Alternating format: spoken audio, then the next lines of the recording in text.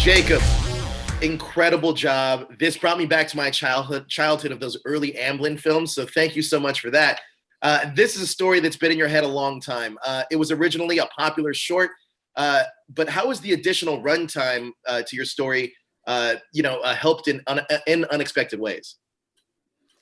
Well, first of all, thank you. I mean, I grew up on all the Amblin movies, so getting to sort of make a movie with Amblin is still crazy. I'm still pinching myself. But in terms of expanding it from the short film to the feature, it was really about finding sort of what worked in the short, but also expanding on sort of the rules of what the character was, and the idea of sort of only being able to see him through your technology. That was something that sort of evolved from the short film, and the reason that happened was because it led to such amazing ideas in my head of sequences that could be truly suspenseful, of like not knowing if Larry was sitting next to you in your room right now while you're watching this, and if you pull out your phone, you can look and see, oh, yep, he is right there next to you. So really it was finding the most fun ways to play with the audience's expectations of what this technology can do. Speaking of playing with the audience's expectations, you mentioned that haunted houses helped inform the way you present horror in your film. Can you explain a little bit about the connection with live horror and what elements you're able to transfer over to film?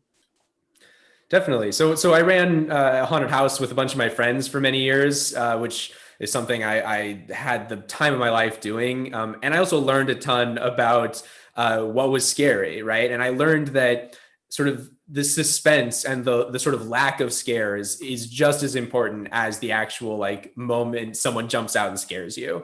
And so I really took that knowledge with me to making the feature film, and that I would try to play with the audience in the same way that you would in a live performance of a horror piece. Horror films are sort of the perfect theater movies because you're really, with the audience, you're all giggling together at the suspense. You're all at the edge of your seat together.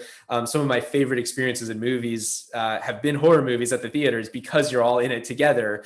And so really I tried to sort of elongate those moments, toy with the audience, and hopefully, that helps the jumps work even better because of it. Now, can you talk to me a little bit about the origin of the design of Larry, because he is terrifying. Well, thanks. So the true story about where Larry came from is so in one of those haunted houses that I had made, I had actually made this big stilts costume with these long legs and gangly arms, and I took turns in a stilts costume scaring people. I only fell once. But I had that costume sort of laying around still, and I wasn't doing the haunt anymore. But I wanted to still do something for Halloween. And so I got my friends together in a parking lot to make this short film using that costume I had. And then to make it into the feature film, I kept evolving the creature design, working with the Jim Henson Creature Shop on making this big practical puppet.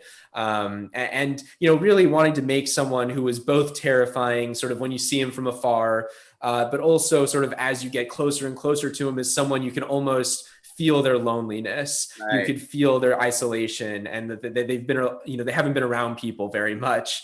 So that was a challenge, but working sort of with the concept artists and with the Jim Henson Creature Shop, I think we made something that was really pretty iconic. That's amazing. Now, this is switching gears for a second. So correct me if I'm wrong. A few years back, you won the Doritos Super Bowl directing challenge that scored you a mentorship with Zack Snyder on the set of Justice League. First of all, how is he as a mentor, and how excited are you for people to see his version of the Snyder Cut in the Justice League Snyder Cut?